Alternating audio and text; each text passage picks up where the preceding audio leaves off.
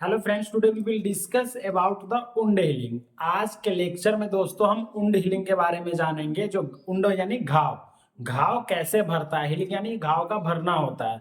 तो wound healing के बारे में जानेंगे आज के लेक्चर में हम कि वुंड हीलिंग आखिर में होता क्या है। तो वुंड हीलिंग पढ़ने से पहले इसमें एक टॉपिक आ रहा है, क्या आ रहा है?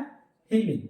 यानी जब हम वुंड हीलिंग पढ़ते हैं तो उसमें एक टॉपिक आता है, कौन सा? हीलिंग आता है। वुंड तो जान रहे हैं आप, घाव होता है, और ये हीलिंग, हीलिंग मतलब भरना होता है। तो सबसे पहले हीलिंग का मतलब जानेंगे कि हीलिंग आखिर होता क्या है।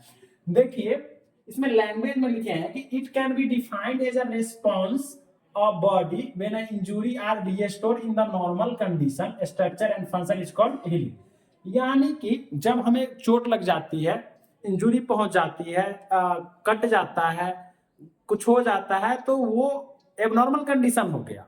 अब नॉर्मल कंडीशन कौन होगा? जब हमारा ये प्लेन सरफेस है, अगर इसमें अगर कोई चीज की चोट लग गई, इंजुरी हो गई, तो ये एबनॉर्मल कंडीशन हो गया।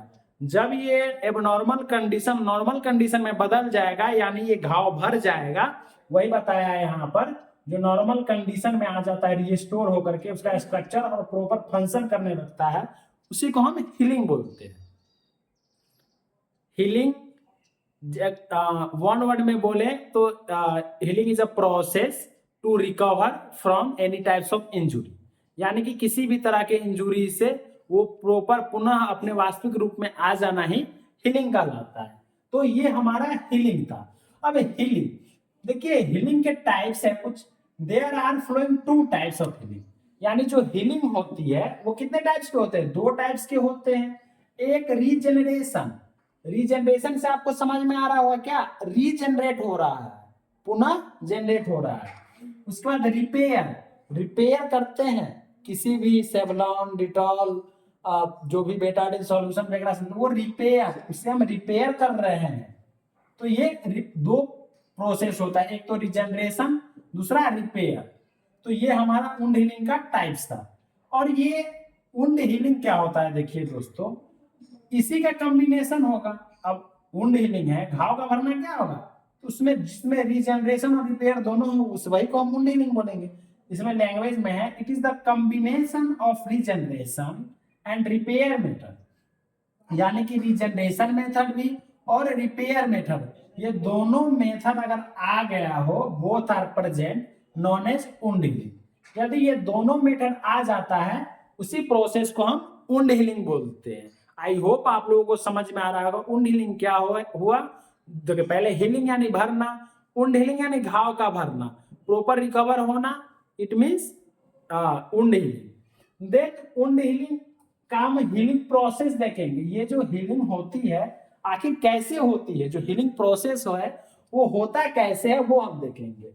यानी it is divided into following two types. जो हीलिंग प्रोसेस है दोस्तों, वो दो टाइप्स में डिवाइड किया गया है। कौन कौन से दो टाइप्स है? पहला हीलिंग फर्स्ट जनरेशन, पहला का नाम ही है क्या? Healing first generation. और दूसरा का क्या नाम है? Healing second generation. पहला जो हीलिंग प्रोसेस है उसको दो पार्ट्स में डिवाइड किया गया है। पहला क्या है? Healing first generation. दूसरा क्या है? Healing second generation. अब हम हीलिंग फर्स्ट जनरेशन को देखेंगे कि हीलिंग फर्स्ट जनरेशन क्या है। देखिए, this type of healing process are completed with following feature. इस हीलिंग प्रोसेस में कुछ फीचर्स आते हैं जो नीचे दिया गया है। पहला क्लीन वुंड। जो हीलिंग फर्स्ट जनरेशन है उसमें क्या किया जाता है? जो घाव होता है उसको क्लीन किया जाता है। जो हमारा घाव होता है उसको क्या किया जाता है? क्लीन किया जाता है। देन सेकेंड है अनइन्फेक्टेड वुंड। जो वुंड होता है उसको इन्फेक्शन फ्री किया जा सकता है, इन्फेक्शन से फ्री किया जाता है, उसी को हम बोलते हैं अनइन्फेक्टेड वुंड। तीसरा है सर्जिकली इंसाइज वुंड। चौथा क्या है? Wound with less loss of cell. तो ये चार स्टेप आते हैं किसमें? हीलिंग फर्स्ट जनरेशन में। अब हीलिंग फर्स्ट जनरेशन के ही हम स्टेज पढ़ेंगे। जो हीलिंग फर्स्ट जनरेशन होते हैं उसके स्टेज कौन कौन से होते हैं। तो हीलिंग फर्स्ट जनरेशन के दोस्तों स्टेज, एक तो हेमोरेज स्टेज होता है, एक एक्यूट इन्फ्लामेशन स्टेज होता है, और एक पेन। ये टोटल तीन स्टेज होते हैं किसके? हीलिंग फर्स्ट जनरेशन के।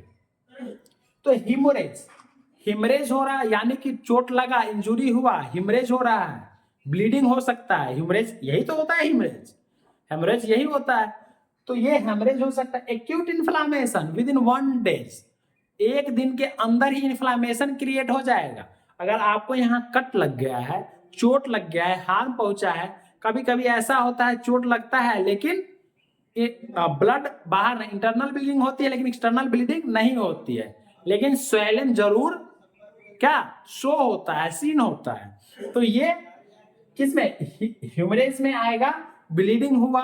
सेकेंड है एक्यूट इन्फ्लामेशन, एक्यूट इन्फ्लामेशन हो जाएगा लेकिन विद इन 1 डेज में ही होगा, जो इन्फ्लामेशन होगा विद इन 1 डेज में हो जाएगा। उसके बाद पेन, दर्द भी महसूस होता है, जो अब देखिए इन्फ्लामेशन होगा तो ऑब्वियसली पेन तो होगा ही। तो ये टोटल 3 स्टेज होते हैं हीलिंग फर्स्ट जनरेशन के।